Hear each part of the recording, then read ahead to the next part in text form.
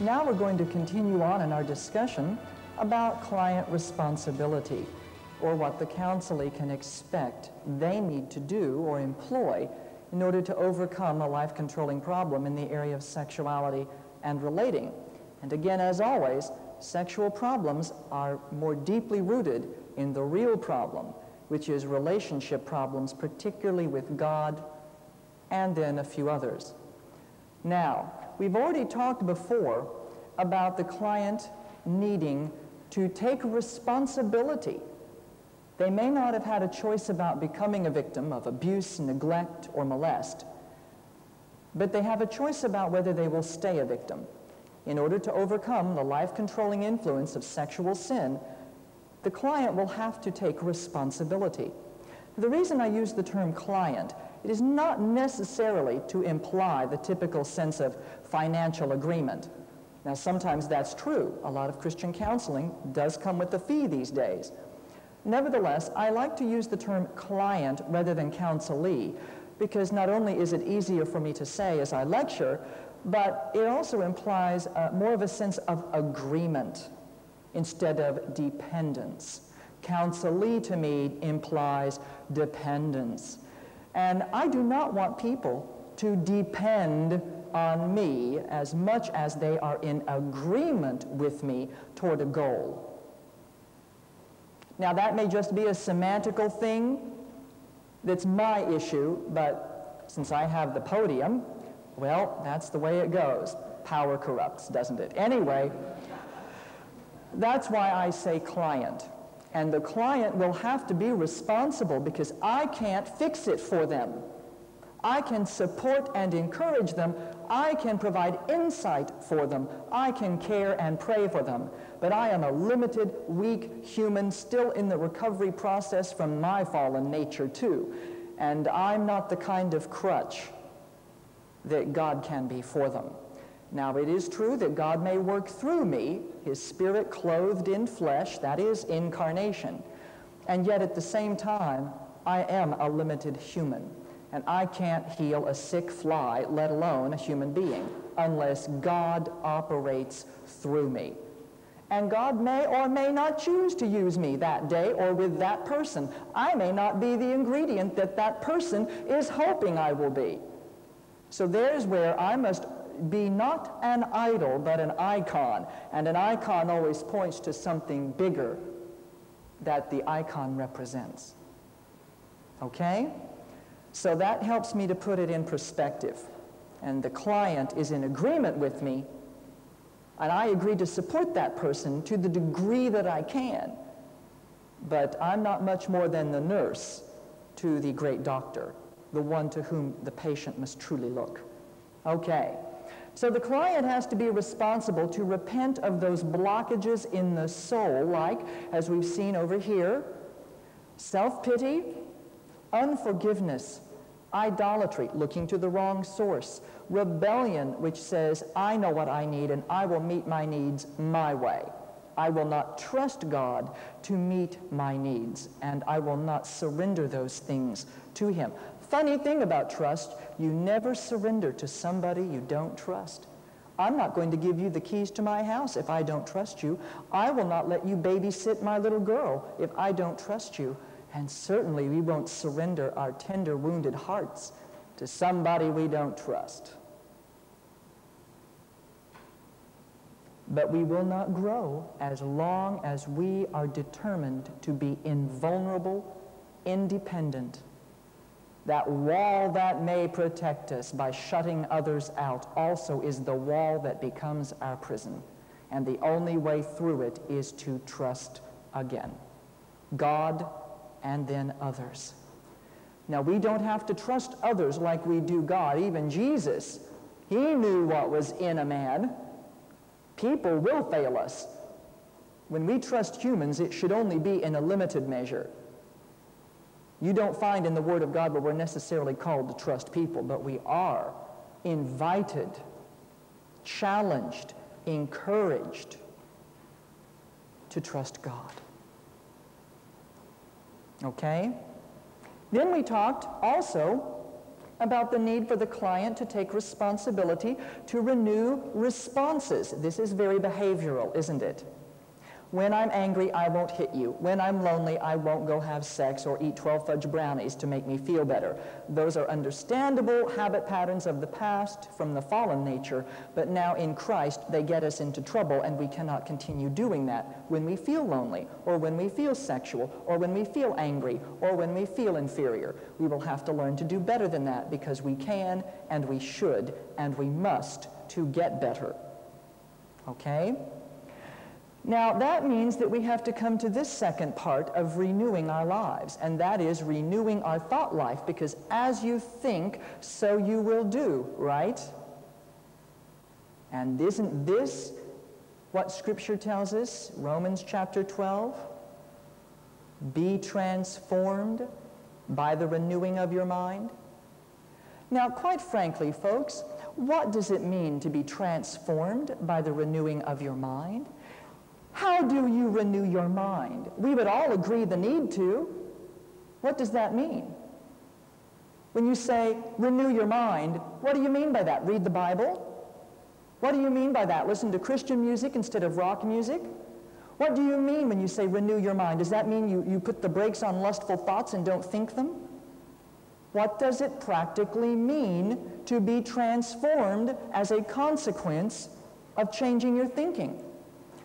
A lot of people understand the need to, but they're still a little vague, maybe a little airy-fairy pie in the sky about what it means to do that on a very practical daily level. If we're told to take thoughts captive, how do you take an intangible electrical impulse and make it captive? That's why I want to share with you a little bit about what I've learned about what it means to renew your mind. Again, I do not claim to have all of the answers, but I hope that some of these insights will help you to understand the way God designed you and what you can do about your wrong habit patterns, which are entrenched in your neurochemistry that the blood of Jesus doesn't wash away through amnesia. How do you renew your mind if you've had a history of lurid pornographic thoughts? How do you renew your mind when you've been involved in multiple sexual partners, or you have had somebody sexually molest and defile you? How do you change that, considering God doesn't give you amnesia? Well, let's talk about that. And to talk about that, we need to talk about your brain. Let's come back over here. Your brain, a marvel of engineering that even now we still do not completely understand. When people say that computers process like your brain, well, maybe in some ways, but in no way is there any comparison to the way your brain operates. It is still a mystery we don't completely understand. Maybe one day we'll learn more, but we've already learned a lot. And here is some interesting information for you, which will become clearer as to why I'm sharing it as I continue. Your brain consists of about 80 to 100 billion brain cells, give or take. 80 to 100 billion brain cells. And do you know what?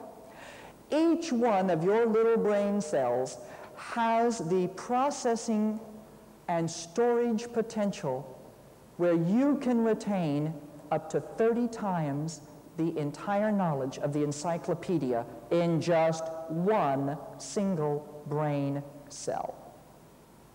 So there's no excuse for any of us, is there? Our problem isn't a lack of knowledge or intellect or potential or capability. Ours is the problem of fallenness combined with distraction.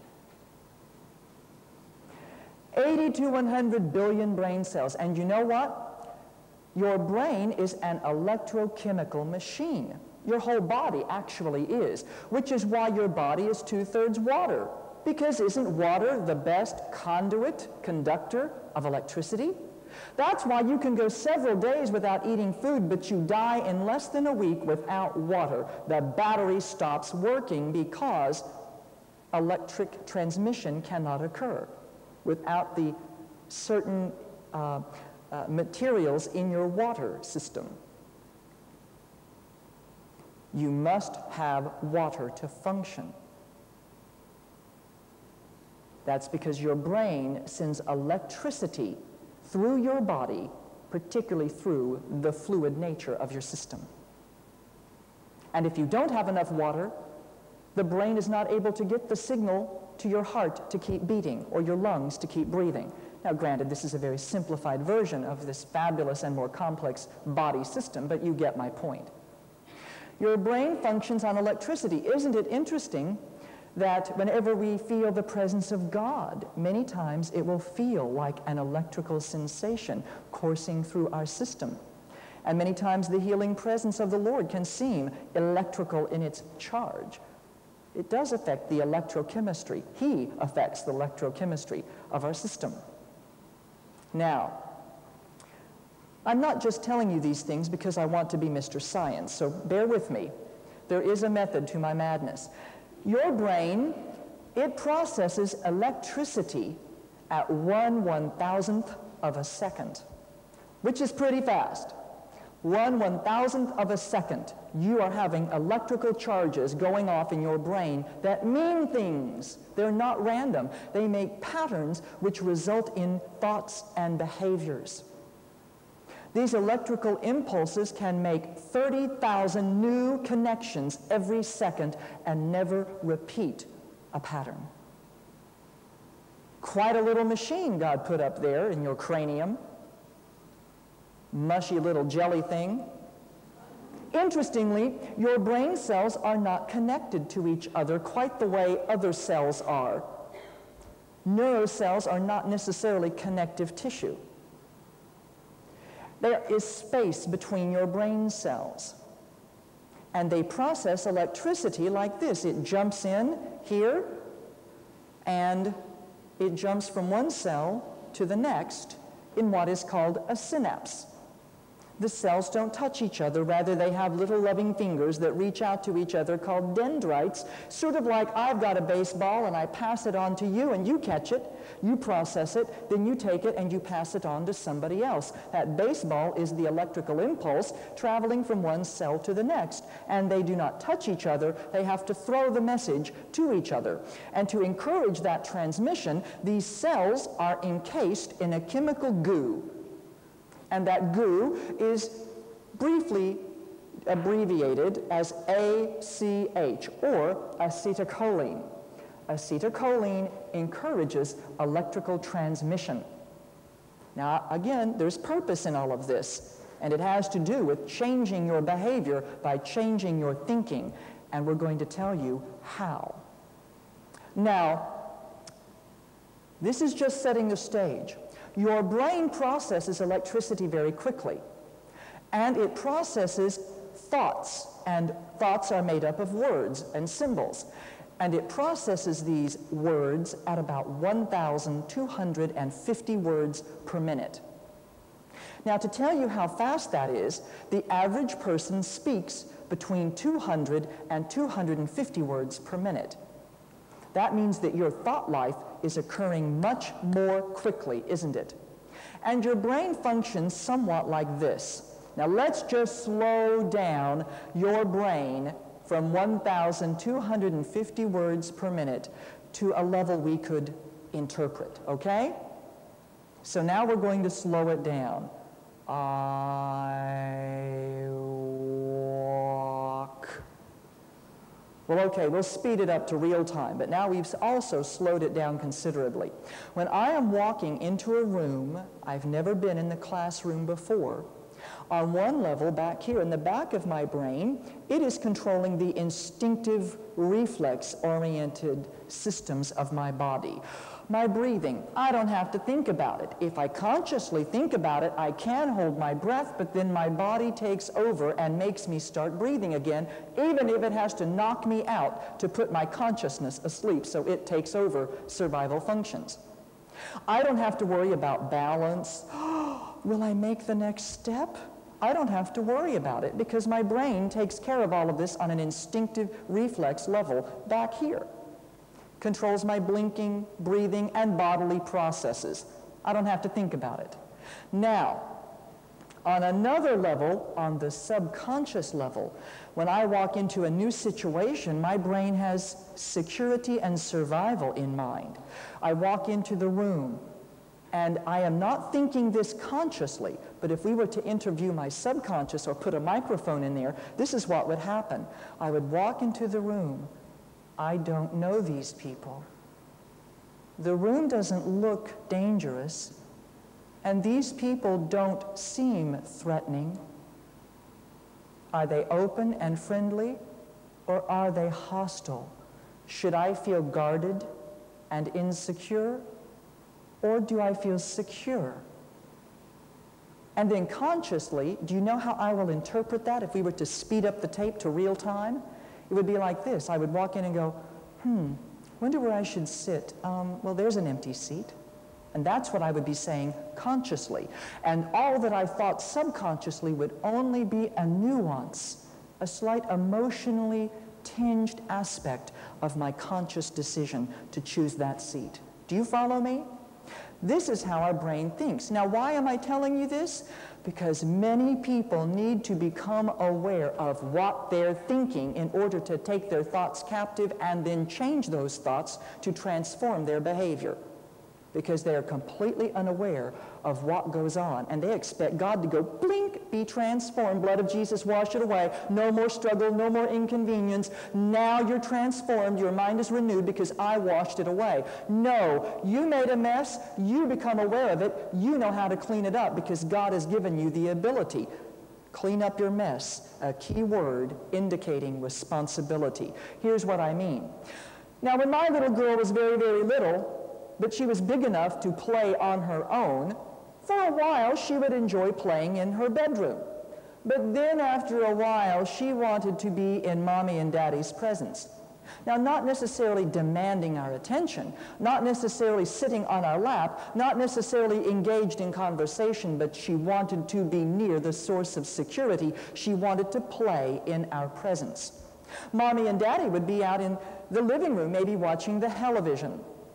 And, of course, I call it television.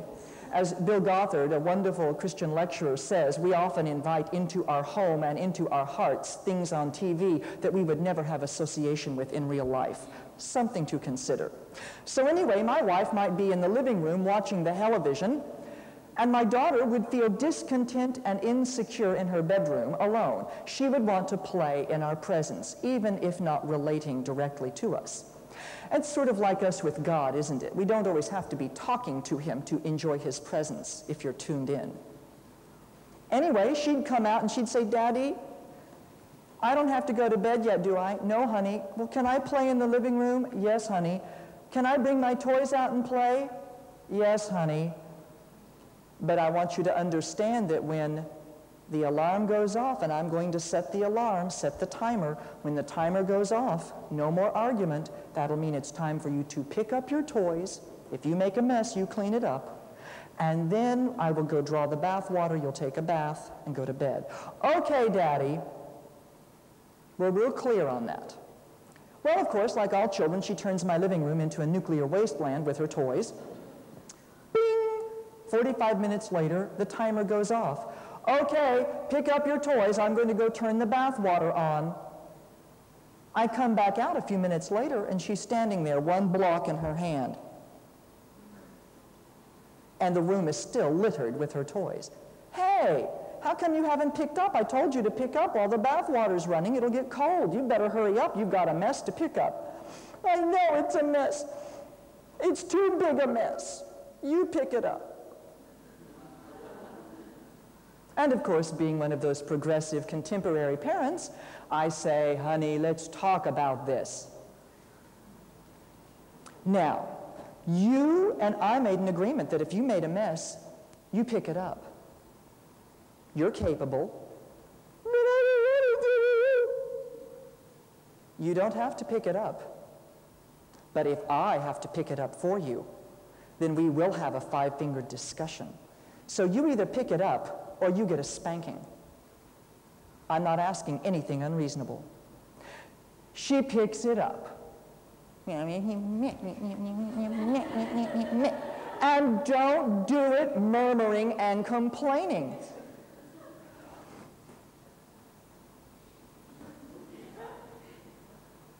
In time, she finally changes her attitude.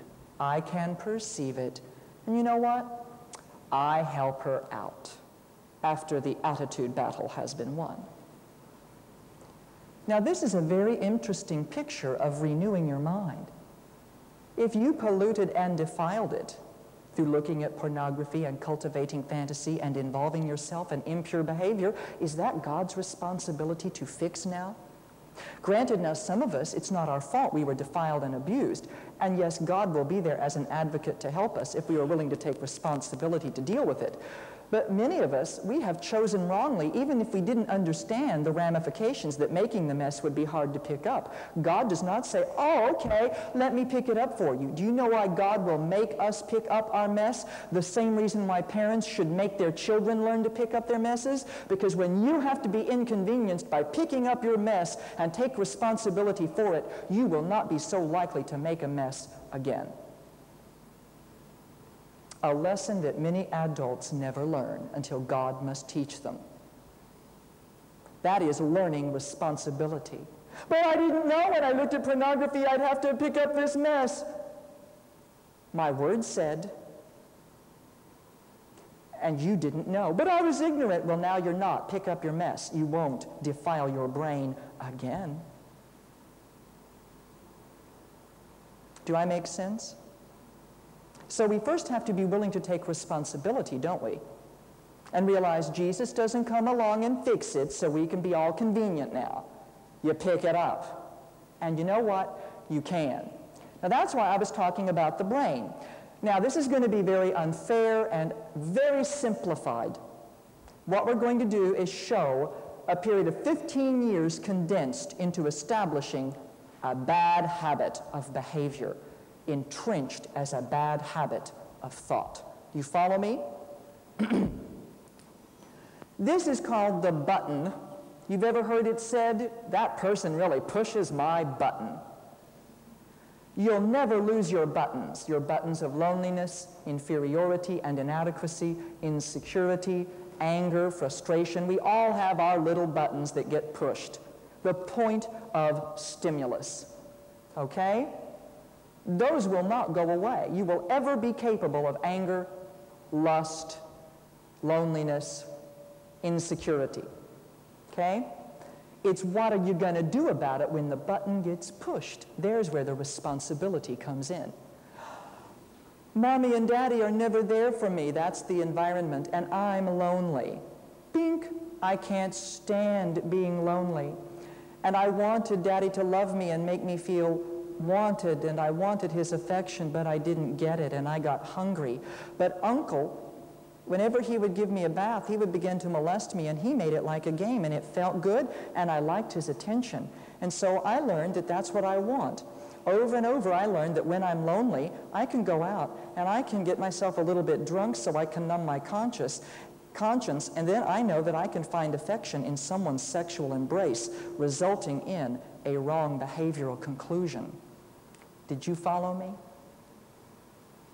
We just went through 15 years of conditioning. And do you know what has happened and why I drew it like this? Because what happens in your brain, as this simplified diagram illustrates, you establish a neurochemical path for electrical impulses to travel. It's like building a path, and the more you use it, it becomes a road, and the more you use it, you build it into an expressway where electrical impulses travel very freely, so that later as an adult, every time your lonely button gets pushed at 1,250 words per minute, think, I feel sexual, I think I'll go out and make a contact.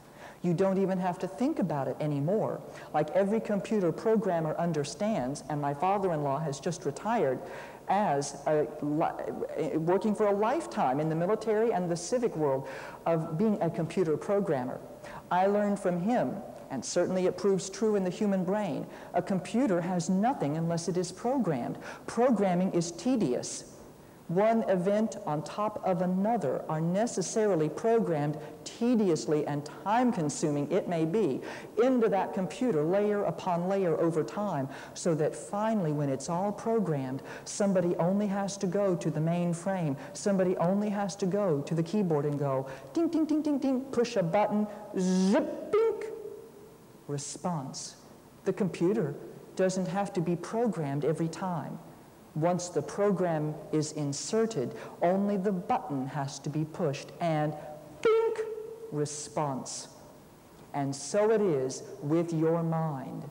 Your conclusions, your responses, and your habits have absolute, concrete, chemical pathways for electricity to follow in your brain, and the blood of Jesus doesn't make it go away. Do you follow me? Now, what are we going to do about it? In Christ, we recognize that this behavioral conclusion is not right. We cannot get rid of our lonely button. We will feel lonely from time to time. And we've established a bad habit. In fact, the more we followed this pathway, the easier it became for electricity to flow down it, so to speak. Now, what do? You've built a very big road that takes you to a bad destination every time your button gets pushed. What do? You build an off-ramp. Because the blood of Jesus doesn't shut down the road. Here's what I mean.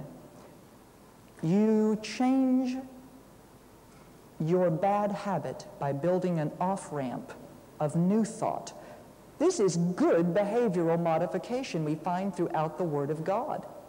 Stop saying this, say that. Stop thinking this, think that. Don't think on those things, think on these things, which means deliberate conscious choice. Don't do that, do this. Put off this with that. Isn't that what we're told to do? That's wonderful behavioral modification through displacement, meaning you don't just break a bad habit and you're left with nothing. No, the only way you break a bad habit is that you displace it, or rather push it aside by replacing it with a new right habit that becomes more cultivated than the old bad habit. Now, that simple truth is often not understood in Christian people who are still expecting that if I keep going to church or reading the Bible or praying, that somehow it'll just sort of go away. Conscious, deliberate, responsible action to choose what is right, to push out the old by bringing in and cultivating the new. And at first, like any new program is inserted, it requires tedious, deliberate effort. And it can take anywhere from 3 weeks to 3 months to begin establishing a new habit pattern. And I find, frankly, most Christians are not as consciously aware of their need to do this, and they struggle much longer with old habit patterns. But if we become more applied and focused in challenging our old thoughts and replacing them with new statements, we begin to sow new seed and reap a new harvest eventually, don't we? And here's how. The lonely button gets pushed.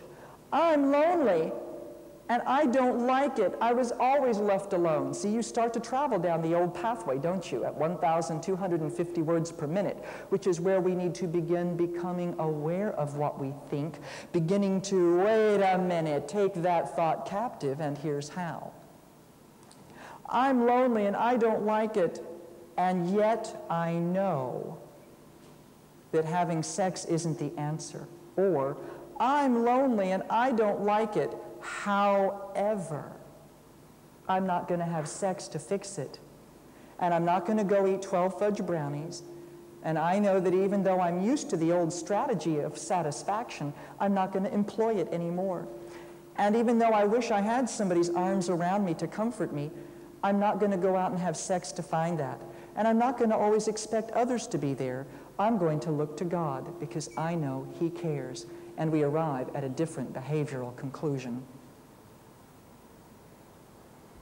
Now, this is a biochemical fact in your brain, and the more I continue on with my however, and I begin to tell myself the truth, I know that sex won't solve it, and I know that even if others aren't always there, I could still call a friend, and even if a friend isn't available, God is there, and even if I don't want to talk to God right now, I can take a walk on the beach and reflect, or I can read a good book, and the more I use this new expressway, the bigger it becomes. And then you know what God does? Like I came along and helped my daughter pick up her mess, so does God by the way He designed your brain. Remember here we talked about acetylcholine, that chemical goo that your cells rest within in your brain, this chemical that encourages electrical transmission. Do you know what happens when your brain, whichever monitors what goes on with itself, when your brain begins to get the clue, hey, he's not doing this anymore. He really does mean business, and he's arriving at this conclusion now. Do you know what your brain will do? It will release a new chemical in your brain called GABA. Yes, I bet you feel like you have GABA in your brain, and you do, and be thankful. GABA is an acronym. GABA. GABA stands for gamma, amino, butyric acid. Do you know what GABA does? GABA is a chemical that will discourage electrical transmission. And when your brain gets the clue that you really have established a new habit pattern here, it will release the GABA along the old pathway, like putting up roadblocks along the old expressway you used to use, and it puts up something like a detour sign, and it says, from now on, all impulses go this way now. And suddenly, the daily tedium of having to consciously think it through begins to diminish as you've now developed a new neurochemical pathway called a new habit of thought, yielding the fruit of changed behavior. And this is how you are transformed through the renewing of your mind. This is how you take every thought captive.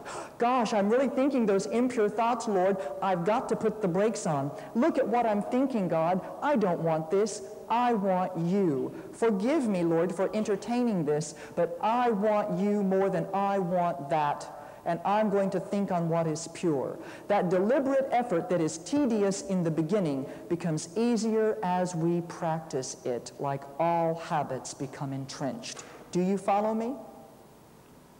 Isn't it good to know the way God designed us with this capability?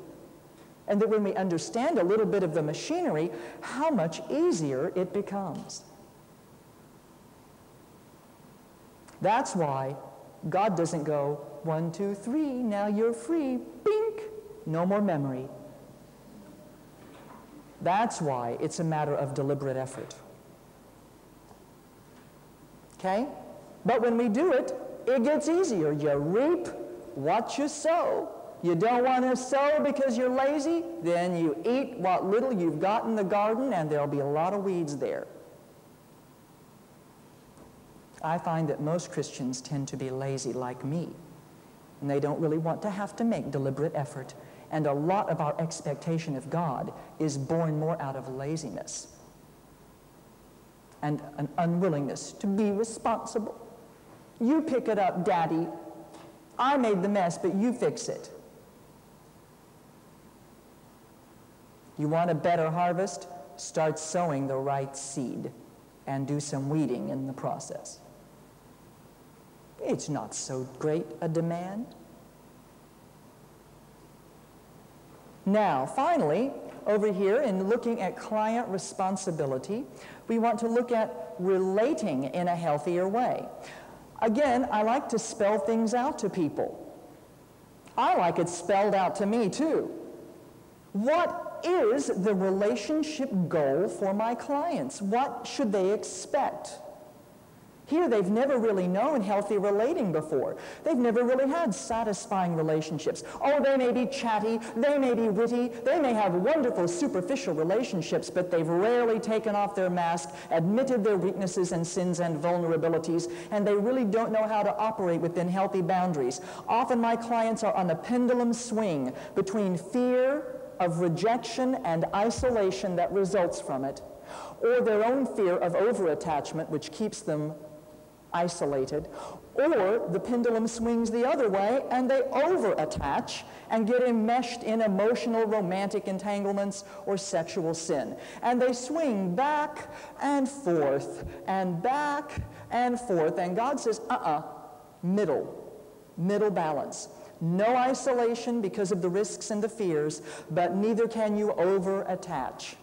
So what is the healthy balance? You can't run away and be isolated, but neither can you over-demand and over-depend on a human. We need to spell out what is a realistic model, don't you think? Here's what I think is at least the attainable goal. Or it may not be achieved very readily. It may not be achieved perfectly. But you know, with a framework, at least while we are kind of moving back and forth with uncertainty, we're within a safety zone of a realistic growth expectation. Here is that expectation. As you see over here, I have this little triangle. A healthy person will have this kind of relationship triangle, I believe. Now remember, before we talked about relationships satisfy our hunger, and that healthy love is three things.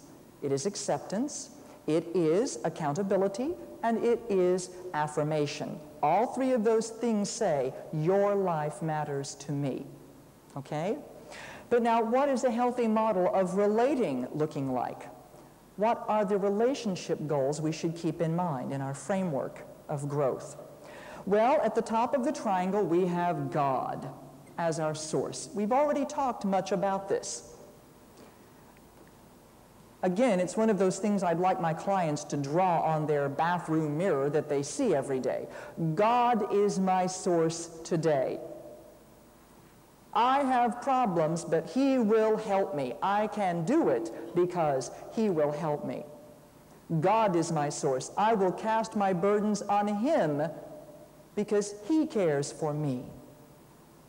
God is a wonderful therapist with the best psychological insights.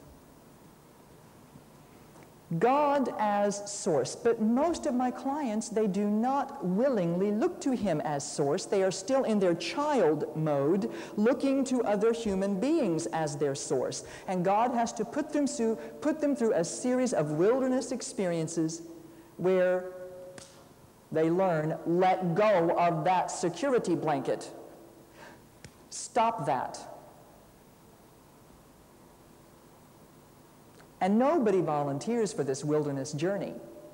God volunteers us because we must learn to let go of life as we lived it in slavery in Egypt. Oh, Egypt gave the Hebrew slaves food to eat. And when they were in the wilderness, not knowing what their future would be, they would look back to Egypt with idealism and say, well, at least back there we had that to eat, and now in this wilderness we have, what is it? The word for manna. I always thought manna meant some wonderful Hebrew thing like honey wafer from heaven. It means, what is it? And you know, this is exactly what my clients say as they're brought into the wilderness. They've given up their survival strategy of Egypt that may have fed them, but they were slaves to it. And they're not quite plugged into the promised land of healthy relationships yet. Not just the promised land of heaven, but the promised land of satisfying relationships. Maybe imperfect, maybe not a perfect life, but at least some degree of reasonable satisfaction. They're not there yet, and they're in this transitional, pivotal crossroads of the wilderness, where they're letting go of this so that God can enable them to do this later. But while they're in the wilderness, do you know what God is requiring of them? He is requiring that they let go of the old strategies and trust Him for the daily provision of that survival ration called manna. That even if there aren't other human beings available, you can get your basic needs met in God as the source. Humans do not naturally want to learn this lesson, especially for those who've been wounded and do not trust God. They must learn in the desert that He is a trustworthy survival ration indeed, the bread of life and the living water, who can satisfy, or don't you know that? And He must do that every time they want to reach back to Egypt. Because wasn't it true that the Hebrew children who looked back and idealized Egypt, they died, they did not enter in the promised land? And that part of our nature which depends on the Egypt survival strategy, that must also die. It has no part in the land of right relating. You follow me? God as source. But then now, we can't forget that we do need people, but not as our source, as a supplement, sort of like icing on the cake. I can live without it, but it sure is a wonderful thing to have. If people fail me, I may be hurt, but ultimately I expect this of limited humans who are fallen. I know that ultimately God knows what I need. And even if you hurt me or disappoint me, or my spouse doesn't measure up to all I had hoped, I know that I am complete in Christ. Or don't you know? So there are people that we need. And you know what? You never outgrow that, do you? I don't care if you're Billy Graham or a brand new Christian in church. You still need acceptance. You still need to be affirmed. You still need to know your life matters to somebody. You still need to know what it's like to be held accountable for the way you live. Nobody outgrows that on earth. Those are the safety zones that keep us healthy. And that's why we need other people. Community living, not disconnected loner individuals, but people in relationship to each other, where God will work through people. But beyond people, God is the source, and people we need are a supplement, but not our survival ration. See, most of my clients come operating only in this mode. But I need. Well, yeah, you do. And you know what I tell them? If you want to get, then you give. Let's not be little introspective, empty cups ever looking into the ocean of our abyss. If you look too long in there, you fall in and drown because it's a big black pit. The bottom line is, God says, take a glimpse, see your need, look back up to me. Brief introspection isn't bad. Don't spend too much contemplation on the great void within. Let God fill it. No human can. But the Bible tells me, if I wish to receive, then I give.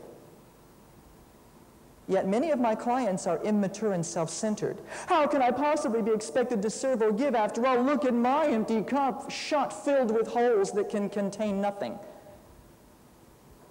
While that may be true, you know, God is faithful, and nobody's cup is absolutely bone dry empty. Your cup may be shot full of holes. It may not be too full. It may have contaminants in it. But you know what? God is faithful, and nobody's cup is bone dry. Do you want to get, then you give. Proverbs 11 says, those who refresh others, they shall be refreshed. This helps my clients whose needs may be very real and worthy of satisfaction. It helps them, however, not to be self-centered, self-focused, and over-introspective. You want to get, then you go out there and you serve as well. Yes, you may have needs and your cup may need to be filled, but there are other people who need also. But I have so little to give. Give what little you've got.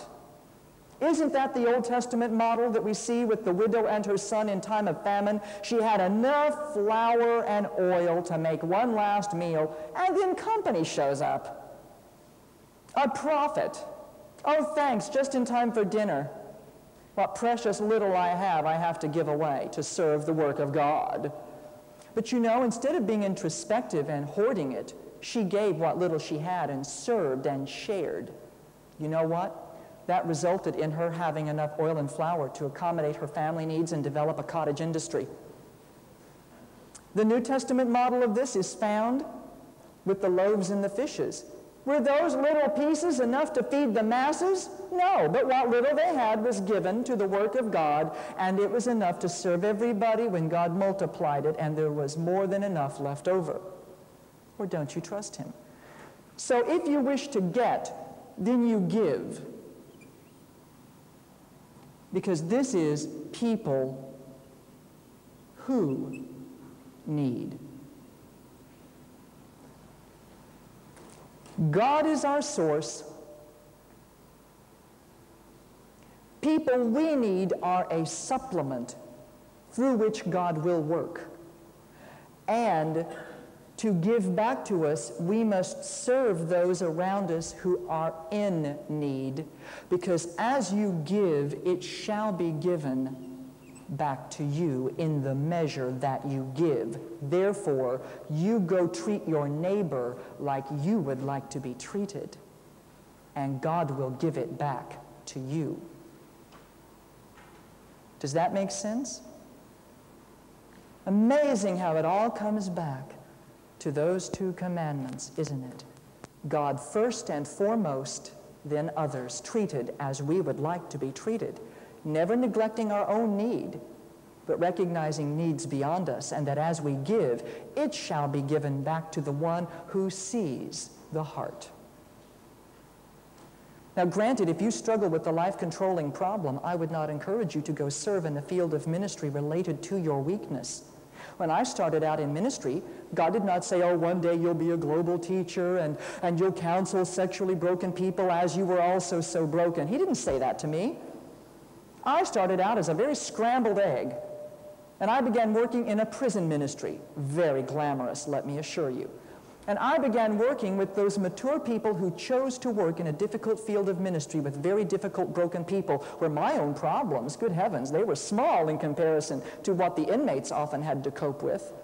So here these mature people, not working in a glamour ministry where they're committed to the long haul, understanding some of these dynamics, it was a wonderful, nurturing environment, and simply because I was there to serve as a janitor making $50 a month, that was how I started my illustrious career. And then I clawed my way into power and became a file clerk for $100 a month. Oh, it was humble, but it was important service, and it had nothing to do with the arena of risk related to my past. And as I grew in the Lord, and as I became more stable, and my cup began to be filled as I gave, then God began to move me into an area where formerly I had been in bondage. Now He called me to serve in helping people who had been like me.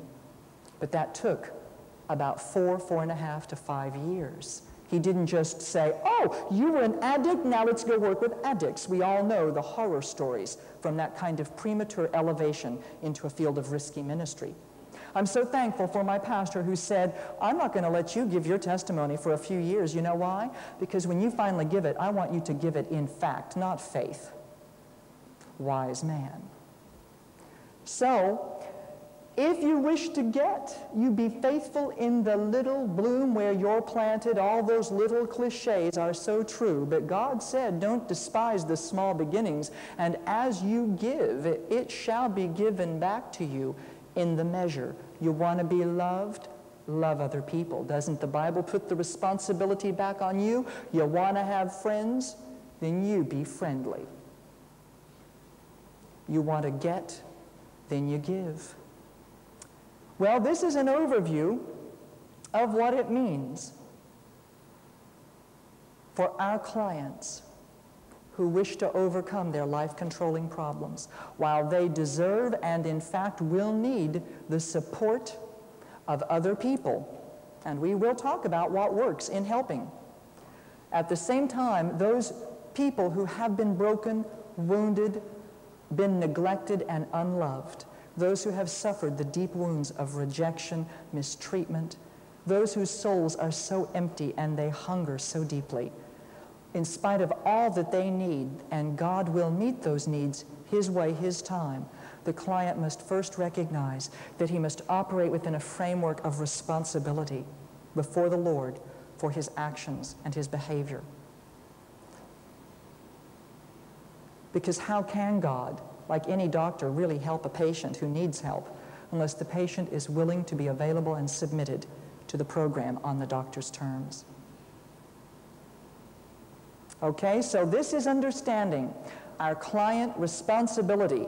And then when we come back in our next session, we'll be talking about the role that we play as the corporate body in providing a framework where that responsibility can be lived out. How are we to be a brother's keeper? We'll talk about that next.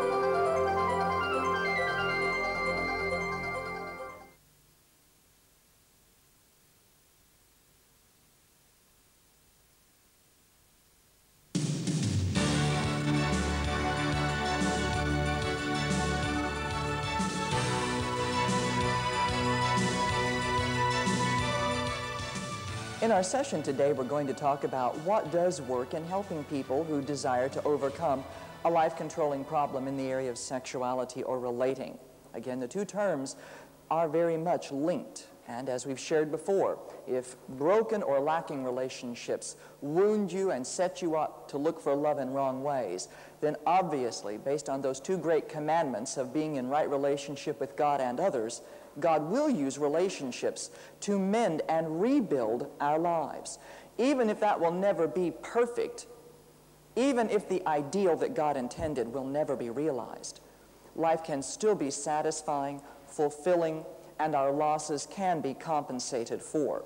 So today we're going to talk about what works, and let's take a look at our notes, and you'll see under point A there, systems involving relationships.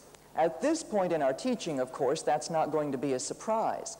Now there you see items 1 and 2. They are indicated as the temporary measure. Now what are items 1 and 2? Well, item number 1 would be counseling. Counseling is a type of relationship, isn't it? Now, it is an empathetic relationship, it is a caring relationship, it is a supportive and advisory relationship, it is a professional friendship of sorts. Counseling. Now there are different ways we can look at counseling. And there is professional and paraprofessional and lay counseling. There's simply sitting down with a friend and having a cup of coffee and sharing some advice. That is also within the framework of counseling. And we have the great counselor available, his Spirit lives in us, to give us wisdom for situations that we will learn about. Sometimes he'll give us that wisdom, pink, on the spot. It'll just sort of flow out of us. We've all experienced that as we counsel people. Then there will be those times when God doesn't tell us. He will not give us a clue. Do you know why? Because God is not as concerned about our ego having all of the answers and looking wonderful. He may not choose to use you to minister some type of word to that person on that day. You may not be the ingredient or the person or vessel He wants to work through that day for that person. Remember, it's God's responsibility to heal people. It's God's responsibility to impart wisdom and knowledge. And so when He has not, and we are left without an answer, that is not to our shame. But even if we don't have an answer, because counseling is about relationship, we can still take that person's hand and say, "Can I still pray for you? I don't have an answer, but I do care. Let me at least pray." You see, that often does so much more than having all of the right answers. Again, people don't really care how much you know. They just want to know that you care. That's what often helps us with our life struggles, isn't it? Being a burden bearer, not being a great sage with all wisdom and knowledge. So we don't have to be afraid in counseling if we don't have all of the answers. Now, we should strive to know. Yes, we should seek wisdom and understanding. But there are going to be those times when the great counselor will choose not to make you aware of something, or at least at that point. You can always say to that client, "I don't have an answer right now, but you know, I'll read or go pray or see what I can resource out and then get back to you." There's nothing wrong with that either. Again, don't labor under that terrible pressure where you've got to have an answer right now. That's not our responsibility. We do the best we can. We are there to serve. We cannot do more. Now, counseling is a type of temporary relationship. I do not believe it is God's intention that a troubled person spend the rest of their lives in counseling as a professional client or counselee. I think that we need to let a person who comes to us for help recognize from the onset of any counseling relationship that this is a temporary measure. It has a beginning, it has an end. And there are different ways that can be mediated. Maybe you see them once a week, that will later emerge to once a month, then to once a quarter. That could happen over a 6-month period or over a year or over 2 years. But there is a beginning and there is an end, because counseling is not the ultimate system God wants people to function within. Counseling has its limited time frame purpose. Again, it comes down to not just being a hearer, but now go employ and apply what you have heard and learned. Then see how that goes. Counseling. I want to add, I do team counseling when I minister to sexually broken people. I do not do one-on-one counseling. I am not telling you how to do it. I'm not telling you that I know everything. I'm not telling you that if you do individual counseling, you are wrong. But I want you to understand, I work in a field of ministry that deals specifically with sexuality.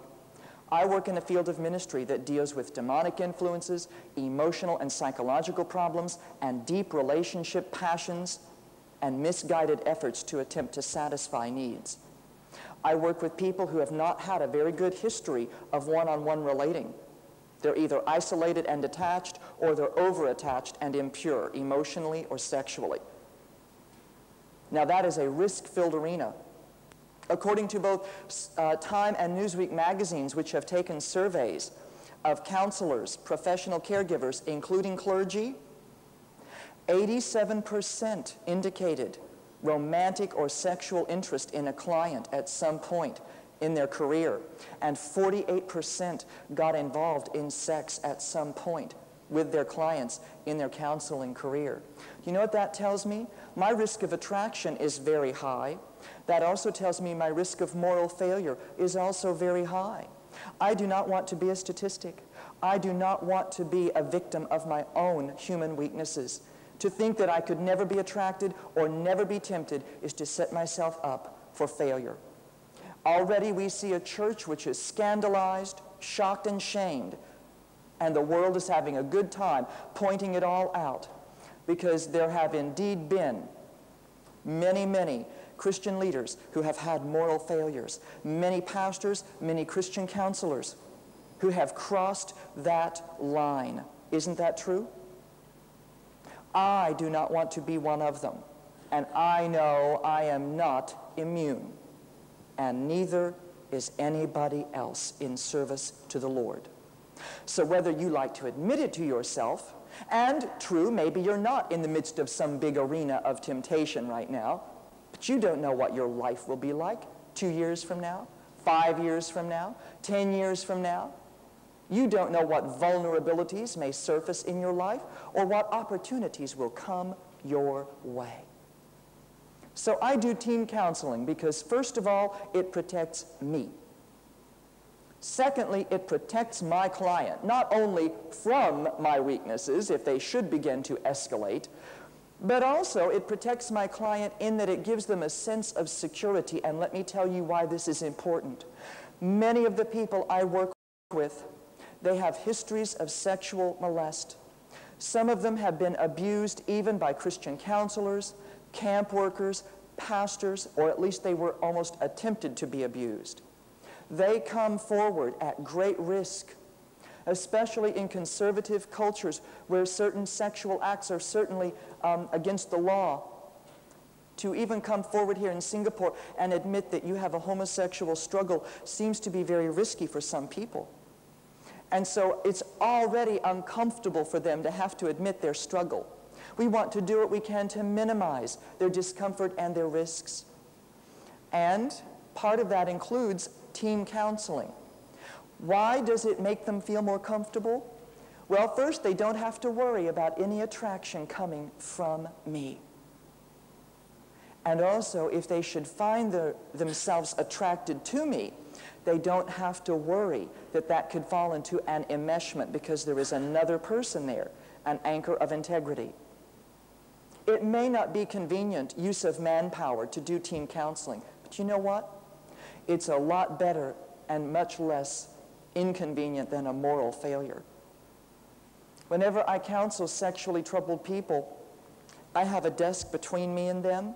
I feel that's an important barrier that protects them and indicates a boundary. Now, there was this time in counseling where it was sort of like, get rid of the barriers between you and the client and sit next to them and hold their hand and touch them. And maybe for some people that is a correct approach, reflective of your personality or of that concept of empathetic counseling. But you know what I found? People who are sexually broken, they are afraid that they will become impure towards you, or they fear your own motives toward them. And I find that desk provides a nice little buffer zone where they can feel still connected. I can still say, could I take your hand and pray? Or could I just touch your arm or your shoulder and pray? And so there is an opportunity for connection, but there is a safety zone which respects their own boundaries. And I find that this works well for people who are also having to take down their boundaries and talk about sexual stuff. They don't have to feel threatened by too much closeness too quickly. You know, after all, trust is something that is earned, isn't it? And so I want to earn their trust. Okay? That even if they find themselves attracted toward me, that I am not going to reciprocate impurely. Now, counseling with a team approach is not only protective of me and the client, it's also very practical in that I'm doing apprenticeship training of a counselor. And then whenever I am gone from town, as I am frequently, then there is an informed person available should the client need some type of intervention while I'm away. Add to that, the counselor, like if I'm out of town and the client has a problem, then my team counselor would be instructed to bring in another person. And again, the people I work with who serve me as counselors, who work with me as a counseling team, they are people who must understand the need for confidentiality. Sometimes clients don't at first like the idea of another person there. I only want to talk to you. And I understand that, and with respect to that, I still say, you want to talk to me at all, then it'll be under these terms. I don't give them an option. Now, of course, this is not an absolute cast in concrete rule. Depending on the person, depending on the situation, of course I'm willing to consider exceptions to the rule, but I still counsel in an office with a window, and my secretary knows to come check it out. So let's not kid ourselves. Secondly, support group meetings. They are also a temporary measure. They are a relationship program, and they are a takeoff on the team counseling approach. For example, a one-on-one relationship is not a family, is not a community, it's not a team. But three people make a trinity, the nucleus of a family, the core of a cell group. Three people. Two counselors and client are the beginning of a support group. And our clients actually merge more readily into then that second temporary system called a support group meeting. Now, what do our support group meetings offer? Remember the three things we talked about earlier? The three A's, that is, love is, it is acceptance. Support group meetings accept you. There you take off your mask in a safe environment. You confess the fact, just by being there, I've got a problem. And I'm here because I can't handle it by myself. But the first rule is, you belong, you're accepted as you are. Secondly, support group meetings model accountability. While we take you like you are, and we're glad you're here, now let's get down to business and become responsible toward growth beyond this life-controlling problem. We will hold you accountable. And then thirdly, support group meetings model affirmation. That whenever your issues come to the surface, that is, unforgiveness or deep unmet need or woundedness from a past trauma, they're an informed and caring, accepting, safe group. They can minister to you. And yet at the same time, while support group meetings are a wonderful stepping stone, they are limited in their time frame. They have a beginning they have an end. I tell my clients it's rather like putting on a pair of shoes. When you first put them on, they don't quite fit, they're a bit big. But then you grow into them, and then they're comfortable, and you function very well for your season in them. But then you outgrow needing them. And though you may have sentimental attachment to them, you weren't meant to wear them forever. Support group meetings are specialized cell groups, but they are not the generic cell group that is best for your own development in all areas of Christian living. Okay?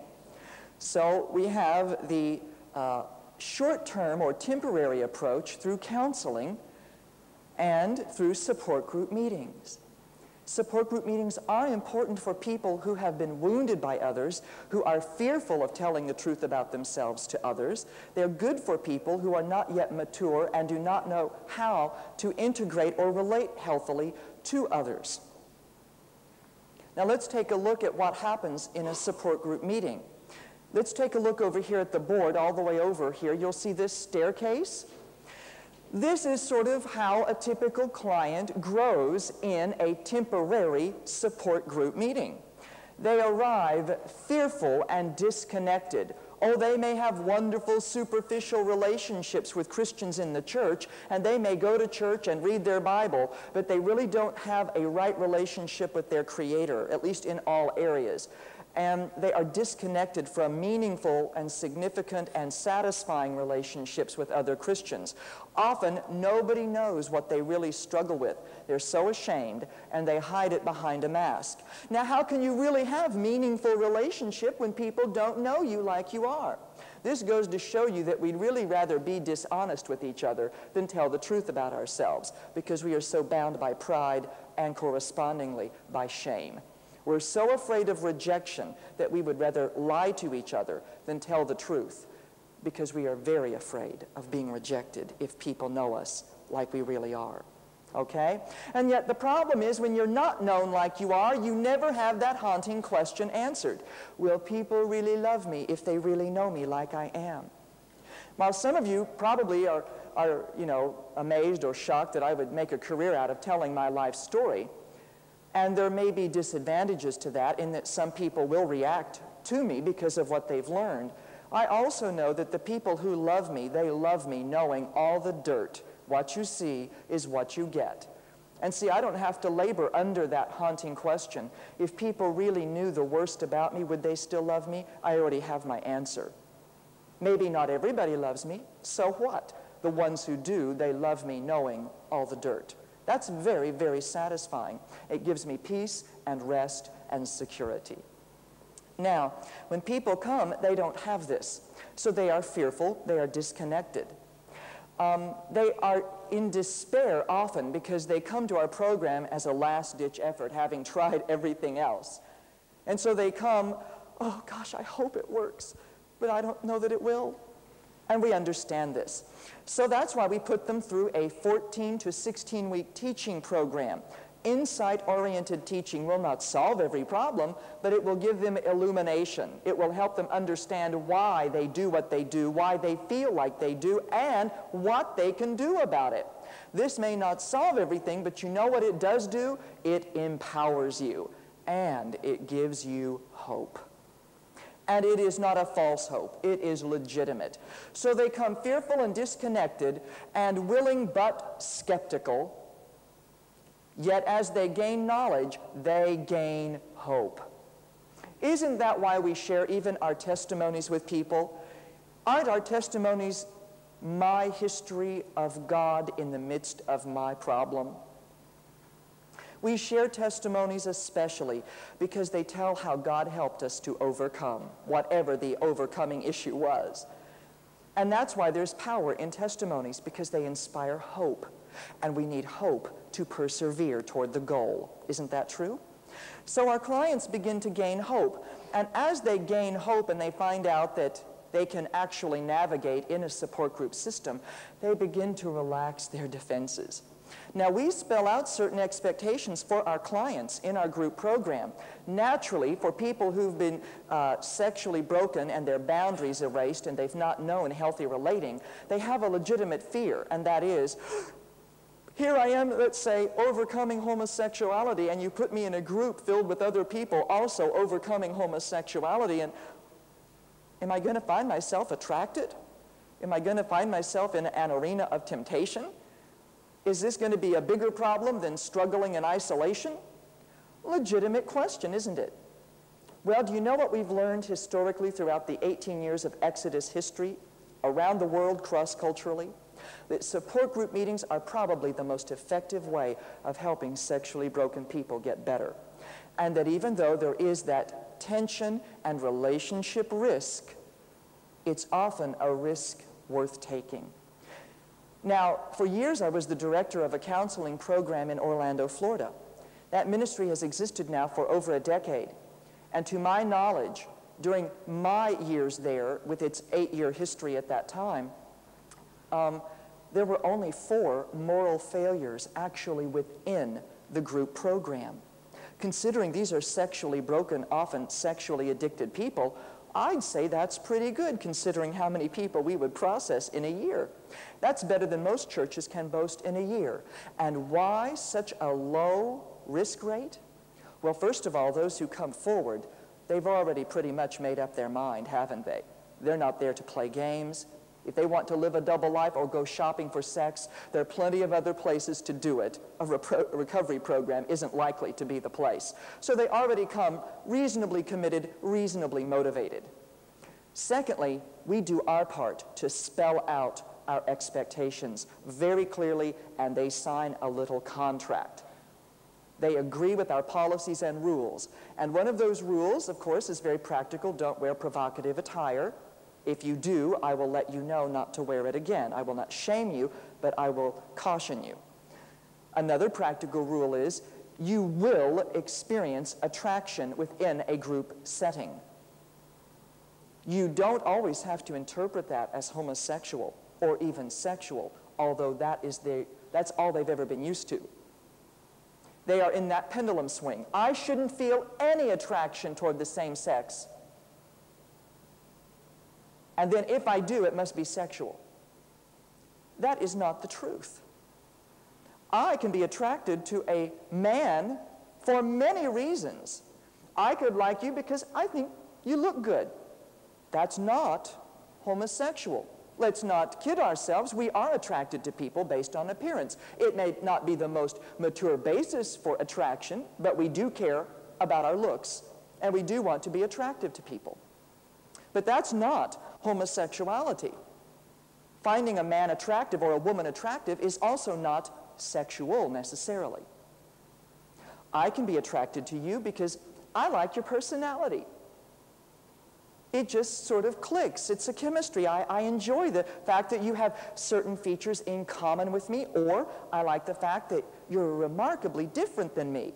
Maybe I'm the talker, but you happen to be a quiet pool of tranquility. I mean, that's one of the things that attracted me to my wife, because she was different. Not only did we share similar values and goals in a sameness direction, but it was also differences that I found attractive. And that can be true in same-sex or opposite-sex relating. It would be wrong for me to say that my attraction could always be sexual or even homosexual. And my clients have never had this spelled out. So they live in this pendulum swing of absolutes. Any attraction is evil and homosexual, so therefore I should have no attraction, yet trying to deny a natural part of their humanity, that we will be attracted to lots of people of the same and opposite sex for lots of reasons, but we need to keep that in boundaries. I can like him for lots of reasons. I could like him because of his character qualities. What a man of integrity. Or I could like him because he happens to have skills. What a beautiful voice when he sings. I admire that. But that's not homosexuality. The world is populated with straight people who have wonderful, healthy, affectionate, supportive, intense same-sex relationships. And there's not a homosexual thing about it. And even in the Bible, we see models of it. Whether it was Jonathan and David, whether it was Ruth and Naomi, whether it was Jesus and the disciple John, there wasn't a homosexual thing about those intense, supportive same-sex bonds. My clients have to have that spelled out because they've never learned how to interpret attraction. It's always been linked to sex, and they have to dismantle and disconnect that faulty logic.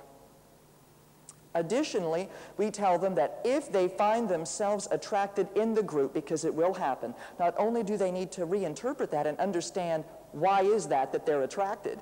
It can be very much because of that symbolic attraction. For example, the homosexual male who is very ego-insecure and very insecure in his gender identity, he will naturally be attracted to any man who models masculinity, because that masculine man has all these qualities that he wants, and he will want to bond with that. But the fault of homosexuality is they're trying to do this in a sexual union rather than through a godly, pure, available, attainable relationship.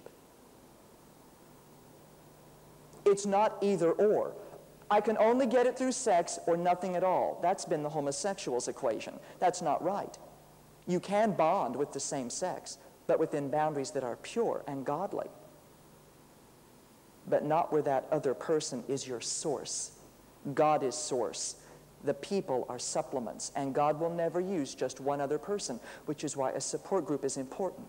So we teach them to understand attraction, but when they find themselves sexually attracted or romantically infatuated, we tell them this is temporary, don't run away.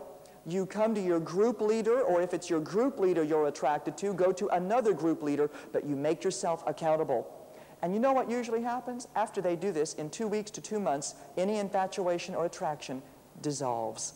Sometimes they even wonder why they were attracted to begin with. It's working it through within a safety zone of accountability with boundaries that deals with it, instead of them running away in secret shame, allowing it to fester and fostering and empowering the attraction. You follow me? So then, we tell them that if somebody comes after them and pursues them or is provocative and seductive toward them, we also give them instructions about what to do about that. As in, you come to your group leader. You let us know if somebody is doing this. Well, what if I'm really mistaken, or what if I'm wrong? You come to us anyway. You don't have to come and accuse that person. You can come and express your concern. And they usually work it through, and that's why we have so little problem. We don't let them run away. We make them deal with it, because you know what? They're going to have to learn to cope. And then reinterpret what's really happening inside of them and discover what their attractions are actually all about. And that maybe they're mistaken to think that attraction should go away in the way that a hungry person would be mistaken to think God should take away their hunger. If you've been feeding it wrong, okay, stop doing that. But the hunger doesn't go away. Rather, you learn to satisfy it. So that's what happens as we relax our defenses. And when we do, we begin to trust. And that's when we move into our second phase. Here, we were taking the risk. Then, when we begin relaxing and trusting, we begin to grow. Because then we're reconnecting with the human race instead of operating out of self-protective defenses. Follow me? Then we reach this growth stage where we begin to give and interact. Then we begin to integrate in true supportive give-take mutual relationships. And our group meetings provide a practicing ground for this, sort of like a social club, because our clients haven't really known how to do it before. And now they begin to do it, and they begin their growth in integration. That's why our support group meetings function like this. First, we have our teaching segment. This gives them insight. Secondly, we take a break, and then we go into a half an hour of worship. My team staff and talented clients, they pull together the worship for the program. And you know why the worship is very important? Because these broken people often have so much shame about their relationship to God because of the stigma of their sin and weakness. And it is very healing for them to know that not only will God receive their worship in the midst of their struggle, that He comes and He visits our group meetings, sometimes quite powerfully, unlike He will do in any other setting. Because this is a meeting of a bunch of broken people who need Him, who want Him. And He not only receives their praise, He comes and He ministers to them. Sometimes we'll just go off into healing prayer because of worship. Sometimes people will break and weep and sob because for many of them it is the first revelation they've really ever had that their Creator understands them. He loves them and He wants to help them with their problem. He's not mad at them and He is not withholding love until they get it all together. But that's often what they've come to our program thinking. And so that's why worship is an important dynamic, and correctly it puts our emphasis back on God where it should be to begin with. We want to honor Him in the midst of not only brokenness, but in our goal toward recovery. Okay? Then after worship, we break up into our cell groups, our little cell groups. We have a women's cell group and we have 4 men's cell groups. And there they have this opportunity to confess their sins to one another and pray for one another that they can be healed. Healing is not just a physical event, right? Healing of the soul takes time, and the support and encouragement of others, where we are honest and then also where we are prayed for. Then we break up and we move into the 4th stage, and that is after we leave our little cell groups, we all come back together just for fellowship.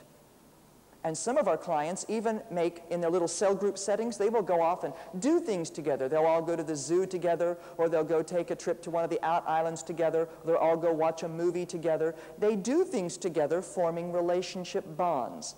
So that, let's just say, when our group program is shut down over the holiday season of 2 months, they still have a little network developed where they can support each other. That's the integration that they need to function the rest of their lives with what could be a weakness for a long time. For them, recovery could be a lifetime commitment. But at least they learn how to manage it successfully and not have their lives driven or dominated or identified, defined by that weakness. Then they graduate. They don't need us anymore. And then they live a life of maintenance. They reach a maintenance plateau. Now that plateau, God could take you beyond even that. We're not limiting God. But all of us are on that maintenance plateau in Christ, wouldn't you say? And see here, they graduate and they live a life of maintenance, and that takes us to points 3 and 4 now as we continue on.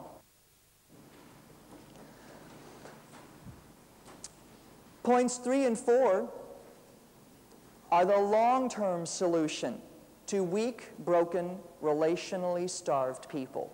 That is, church and cell group. I want my clients to graduate from a specialized recovery group and be integrated into the cell group. Why do I believe in the cell group? Well, that takes us down to point B. What worked for me? I did not have a recovery program available to me. When I became a Christian almost 14 years ago, the work of Exodus was very, very small and still pioneering. There weren't nearly the number of ministries as there are now on 5 continents. So there wasn't something immediately available to me. And you know what? So what? Exodus has never kidded itself. Choices is an Exodus ministry. And the Exodus Network has never kidded itself. We know that God's been birthing people out of sin and healing people for centuries. He doesn't depend on the work of Exodus to get that job done. But He does use Exodus in our broken generation to facilitate that, because there is so much lacking knowledge about how God can help a broken person. So rather than people having to pioneer it all on their own, and because there is so little community these days, even within the church, God has raised up the work of Exodus, and not only to help the sexually broken, necessarily like the homosexual, but to speak to the church in general about sexual and relationship issues. A lot of the recovery movement in North America, God pioneered it through the work of Exodus. Interestingly, God raised up Exodus at a time when the church had little interest in either the homosexual issue or in talking about sexual issues. After all, we're saved. We have all. We have need of nothing. So God really did vindicate the work of Exodus. But before that point happened, there wasn't a ministry available for me. But there was ministry in the bigger sense through church and cell group life. I went to a church where the Christian leaders were supportive of my effort to recover. The pastor did not spend every waking moment pouring into my life. I was not his little pet project. He was a busy man. But you know what? Maybe every 3 months, he'd find me out somewhere out there in the congregation.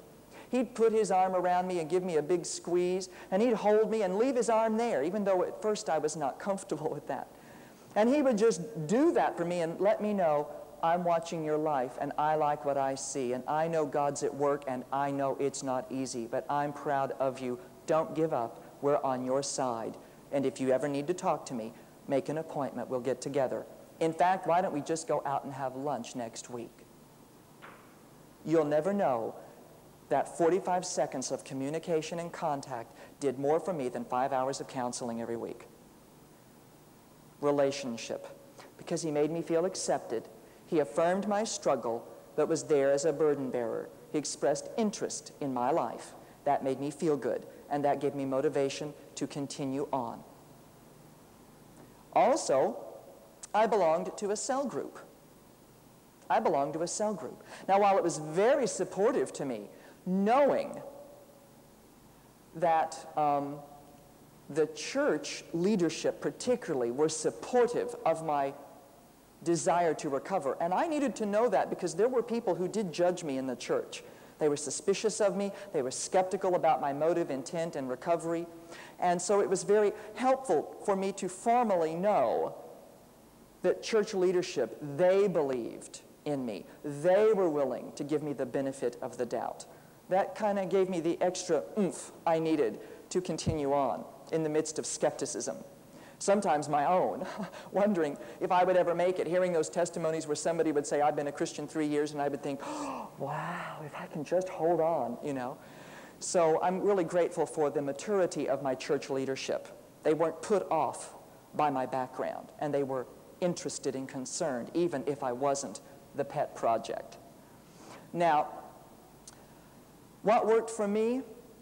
In addition to a supportive church, I was also very fortunate to belong to a home cell group. I am very thankful that this was not just a Bible study. I really feel sorry for Christians who struggle, who go to only Bible studies. You know what?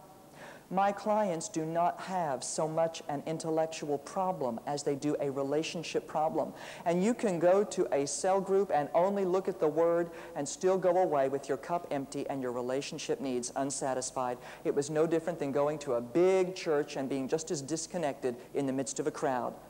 That same problem can be modeled in a cell group, and we all understand that. So that's why the cell group, to me, is about relationship. Studying a book or studying the Bible is very, very secondary to me. If you want theology, go to Bible school. If you want to read the Word, you can do that in the privacy of your prayer closet. While group discussions about biblical themes are always valuable, they are not as valuable, nor are they as crucial as feeling supported, connected, and being held accountable in a relationship cell group meeting. And I am very thankful that my cell group was about relating, not just about studying. It was about worshiping God and relating to each other. And while there were times we would study a book or a theme, we always brought it down to our own lives, and we had time to talk about what was going on. And I never recognized that this was a wonderful therapeutic process. I didn't recognize at the time that wonderful thing for me, where I wasn't the pet project in that cell group either. I was also able to be honest about whatever struggles I had, and not just as an ex-homosexual, but rather as a human being. I learned that my problems were human problems. They weren't homosexual problems because of what I heard all these other people saying. That's why in our program, we employ 50% of my 10 people who work on my volunteer staff, they are not from a homosexual background. They are heterosexuals. I call them the never-beens or the ever-straights.